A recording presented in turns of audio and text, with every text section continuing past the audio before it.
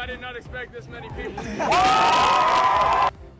Absolute crowd. Coming up on News Live at 6, star singer and rapper The Kid Laroi made an appearance on campus earlier today. We'll have more on the reaction from the SU community. Plus, Cozy Capella gave students something to cheer for last night. Our reporter Lauren Holtmeyer has more.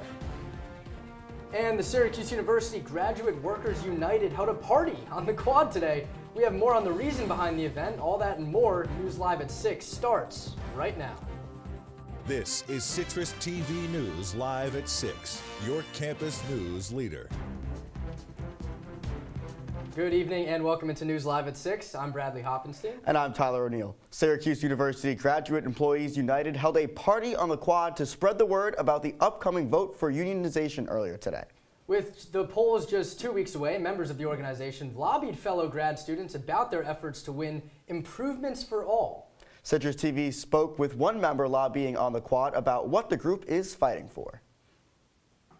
We have an election coming up on April 3rd and 4th, and so really we're trying to spread the word and get in contact with as many graduate workers as we can to make sure they know about the election, know what we're trying to do, and get out and vote.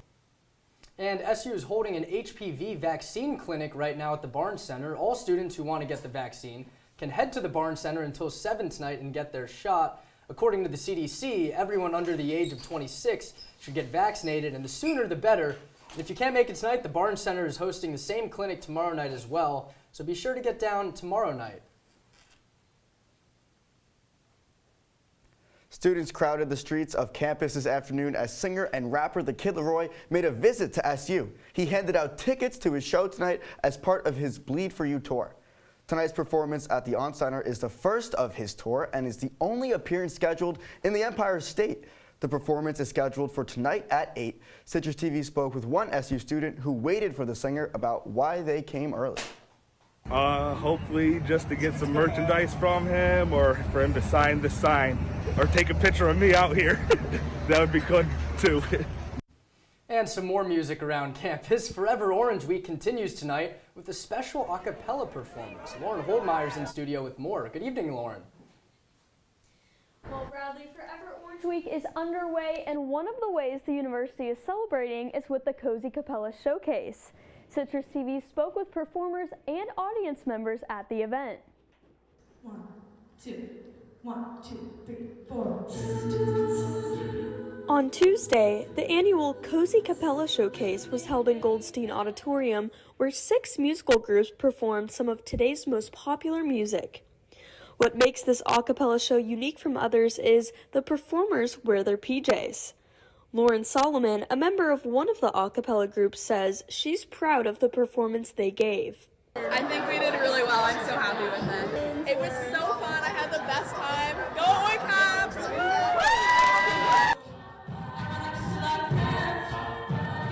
But the performers weren't the only ones who enjoyed the showcase last night.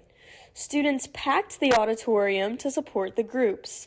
One audience member was overjoyed by the performance. I loved the show. I thought it was great. It was really fun. The vibe was really nice, and everybody did a really nice job.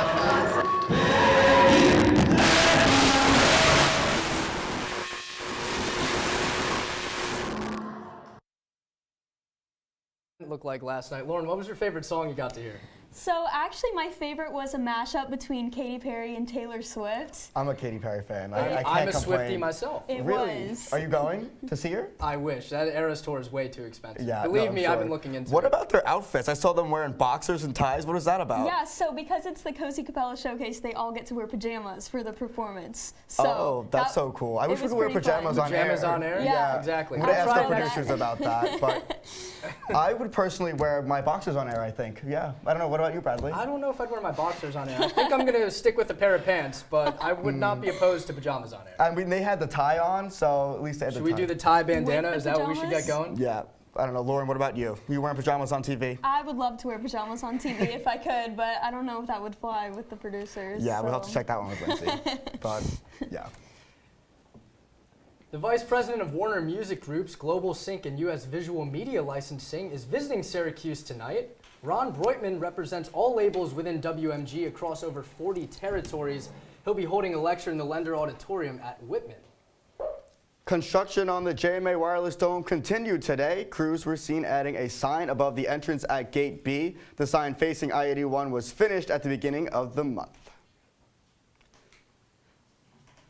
Now, this weather at Bradley has been pretty good. I can't complain. You know, it's finally getting warm out. Spring has sprung, hasn't it? I was about to ask you, is it safe to say spring has sprung? I think it's safe to say spring has sprung, but I haven't had any of those allergy symptoms yet, which I know is coming, and I'm kind of nervous. I know they're coming for me too, but I will say I saw several students around campus today wearing shorts. Yeah. I mean, that's unheard of. No, that's when was the last time you saw that? It's not that warm. It is not short weather for me personally. My thoughts exactly. But you're a Florida boy, so I feel like you're always going to be in pants until, like, it's warm. Well, listen, regardless, I hope it's going to stay warm. I'm with you. Katie, I'm with you. Please tell me it's going to stay warm. Thanks, guys. Well, if you take a look outside behind me, we're currently seeing overcast skies, but we saw a high of 63 degrees today, and it stayed mostly sunny. A lot of people on campus out and about, but looking at right now, it's currently 59 degrees, staying mostly cloudy, and it's overcast. Feels like 57 degrees, some wind coming out of the north, about 10 miles an hour. And if we look at current temperatures into right now, Syracuse is sitting at 59, Penyon 57, Cortland 55, Ithaca at 58, Elmira at 59, and Binghamton at 56, up in those upper 50s, but Fulton, Rome, and Rochester in those mid 50s. But it's still staying sunny out to the east in Rome and Cortland, as that wind hasn't hit them yet. But looking into tonight, about 45 degrees for the low, staying mostly cloudy, a chance of showers about 20 to 30%, and likely to not see a moon tonight, but 7 to 10 mile per hour winds moving through, and a chance of showers again at 5 p.m. and moving in at 3 a.m. and again. And moving into future temperatures, we're going to be at 52 degrees at 7 p.m. and a 4-degree drop at 10 p.m. And that's going to be 48 degrees, 47 12 a.m. and degree by degree until we hit 45 at 4 a.m. and then going up to 47 at 6 a.m. and 48 at 8 a.m.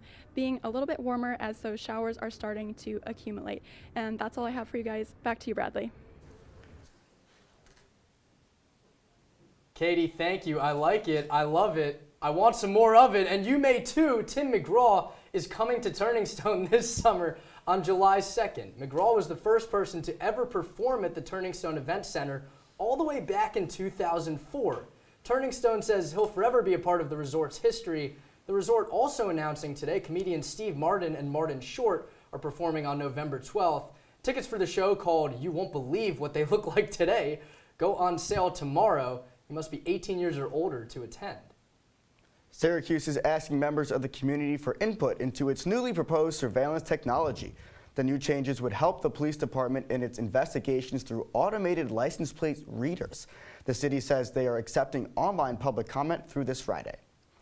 First Deputy Chief Richard Schaff Jr. says the idea is if a crime is committed, we could get some vehicle information, we could put the license plate into the system, and it will tell you if the vehicle has passed by, or if we know the vehicle has passed by a certain location, and if we can check to see if the license plate readers pick that up.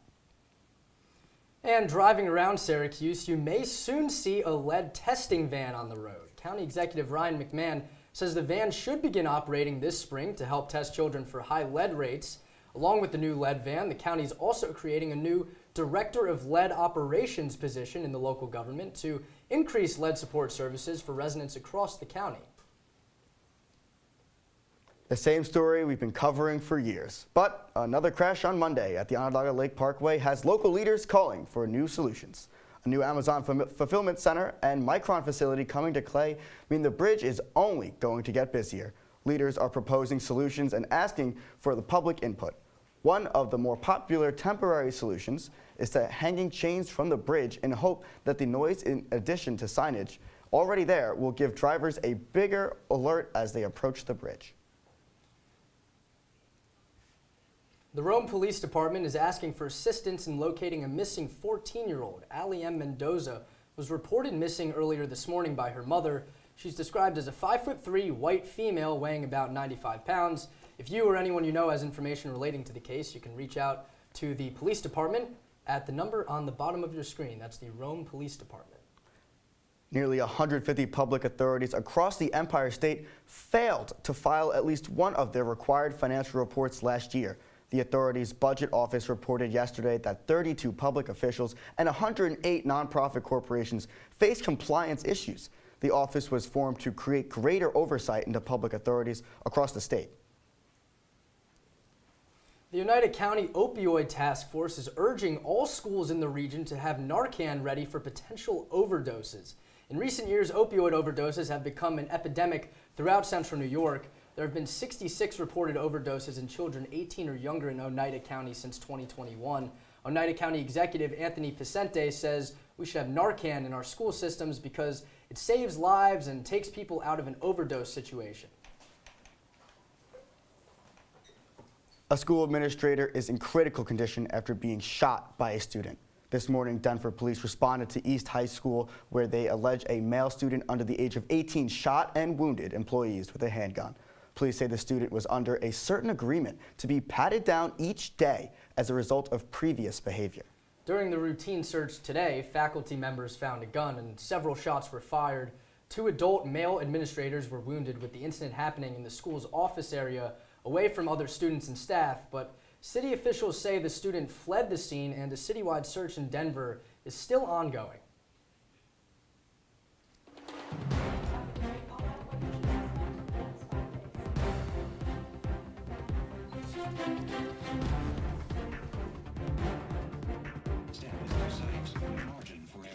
Dare to forget that. Dare to have fun with it. Get weird with it. Dare to send those old STEM theories flying past the neighbor's house into outer space. Dare to program something internet-breaking, record-breaking. Dare to blow their minds. Dare to learn the difference between sedimentary and metamorphic rock. Go find those rocks. Dare to keep daring. Dare to STEM. Check out She Can STEM to get started.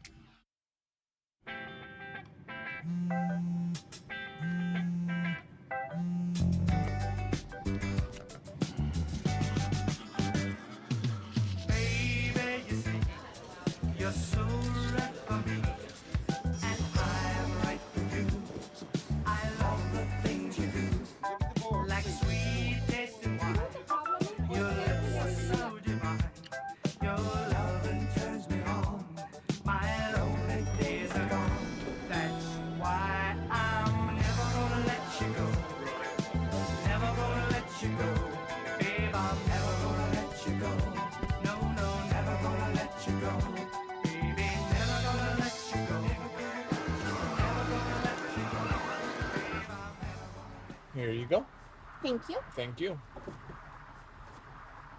gonna let you go.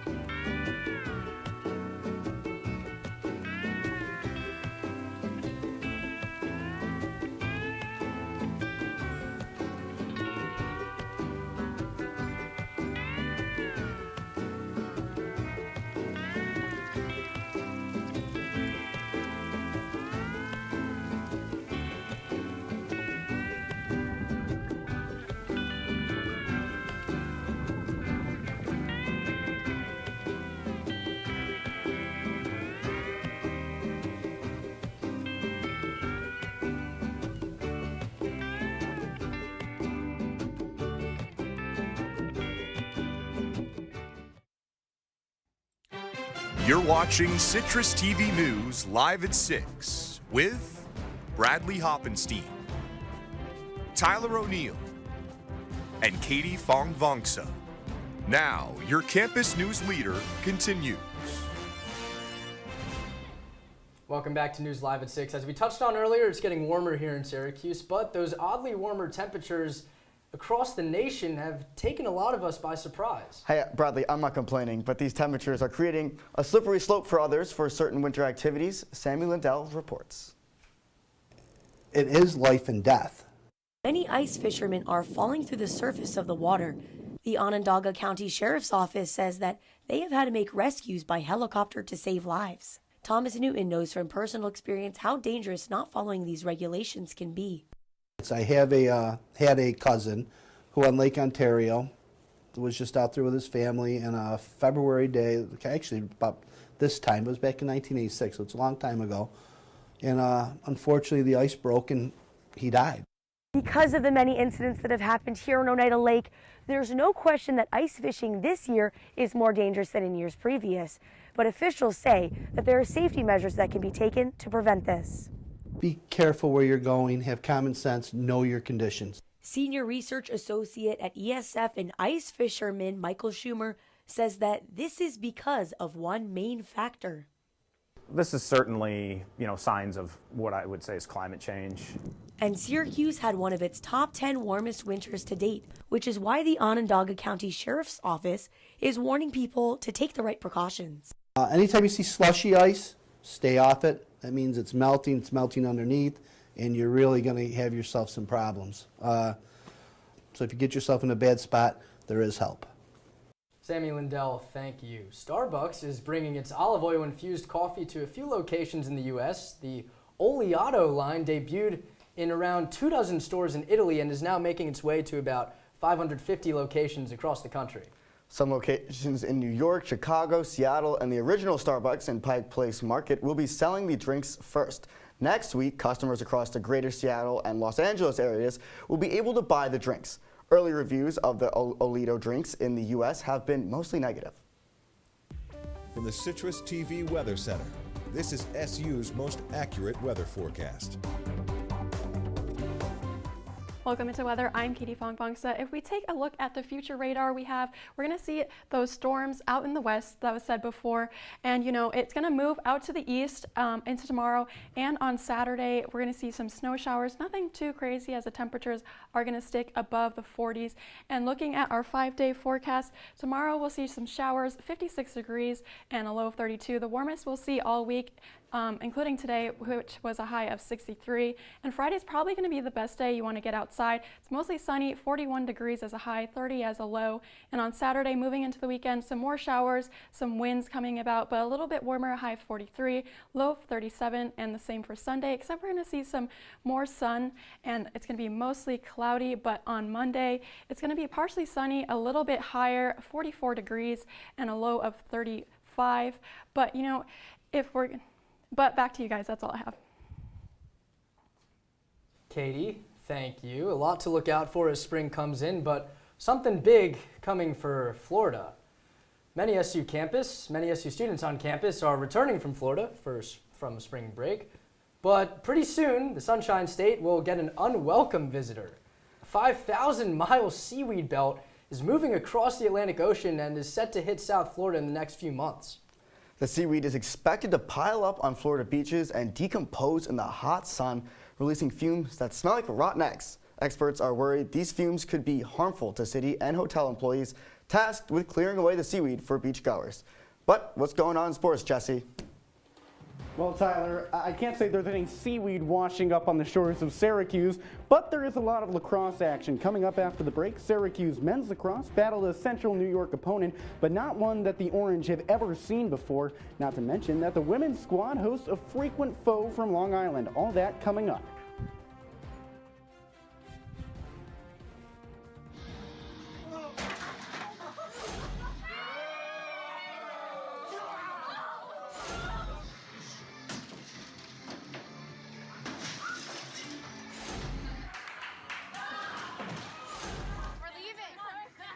Most party fouls are pretty dumb. But if you decide to drink and drive underage, you could lose your license and your freedom.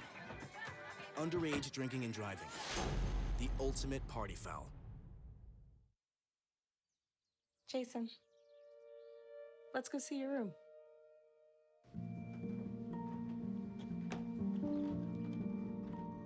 What do you think? We kept it a little spare, so you can decorate it how you like.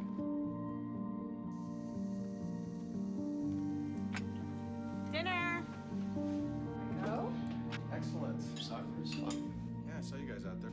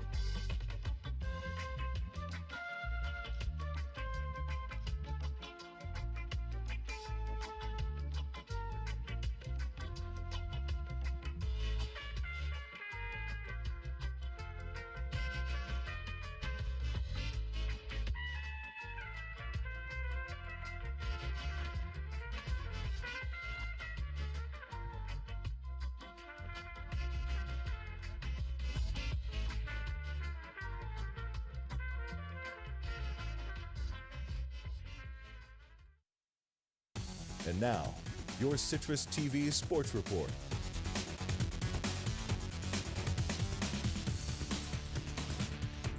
Syracuse men's lacrosse returned to the Dome Tuesday night, searching for its second win in a row. Welcome into sports. I'm Jesse Cook. St. Bonaventure and SU had never faced off before. The Bonnies spent the past 4 seasons playing in Division II. They entered last night's affair with just 1 victory on the year. On the other hand, the Orange suffered through a 4-game losing streak in the last month, so the Central New York contest felt like a must-win game for Syracuse. SU started off winning the opening draw. That one went SU's way, and so did the first goal less than 40 seconds in. Alex Simmons, a righty ripper, SU up 1-0. Second half now, there's his second, and wait a minute, how about a collection of hats for the man? His first 3-goal performance of the season, and it was a game of first for Syracuse. Tyler Cordes with the spin cycle, one of 5 players to record his first tally of the season for Syracuse. Jack Fine, another one. He's a face-off specialist. He's not supposed to score. A big lead, 16 goals for Syracuse then, and then leave it to the senior Pete Fiorini to strike one. SU wins 22-6. Alex Simmons, his hat trick paved a big role for Syracuse in the win. There's Captain Griffin Cook. He had a goal of his own, and after the game, he had nothing but positive things to say about seeing so many of his teammates succeed. Yeah, it's amazing to see them all get their first goal. It's such a special experience to, be able to play in the Dome. And for Pete, Simmons, and I, it's coming to an end pretty quick. So it's just amazing to have another day like this in the Dome. And we're excited to get another chance on Saturday.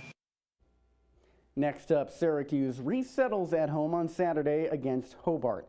In action tonight is number 1 Syracuse women's lacrosse lining up against number 6 Stony Brook. It's a family affair in the lax world. SBU head coach Joe Spallina is the father of SU men's starting attacker Joey Spallina, and the freshman said he would sport some Seawolves gear instead of orange during the game to support his dad.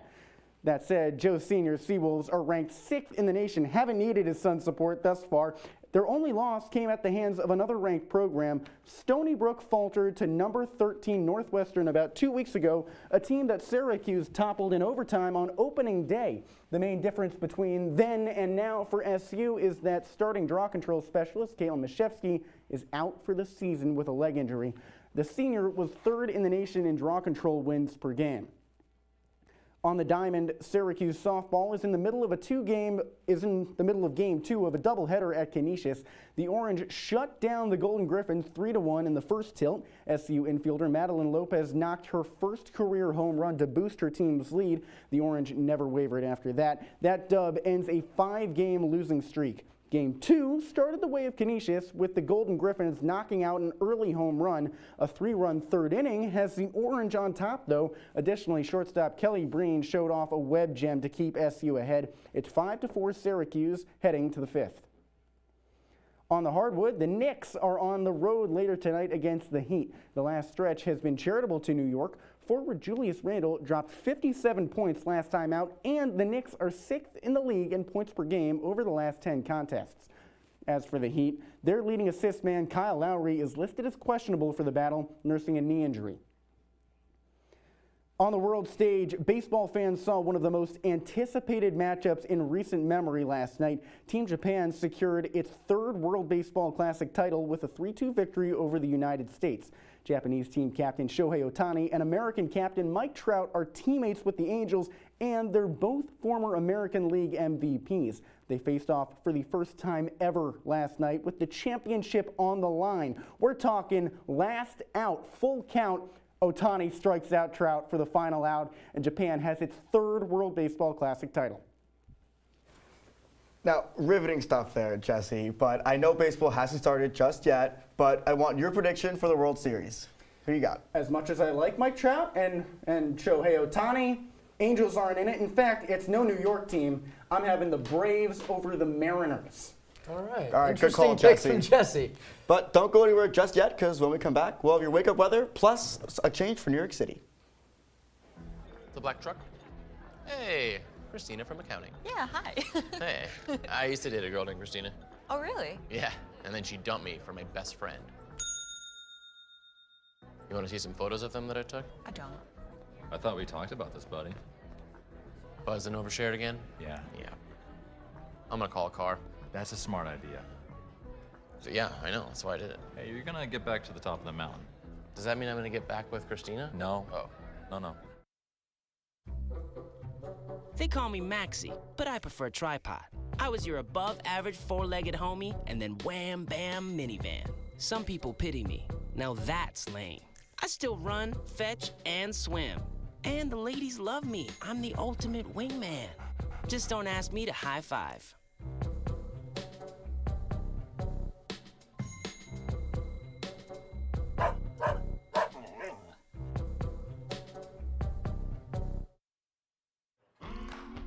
Here's to the straggly ones, the lopsided ones, the first ones, the I miss my beard ones.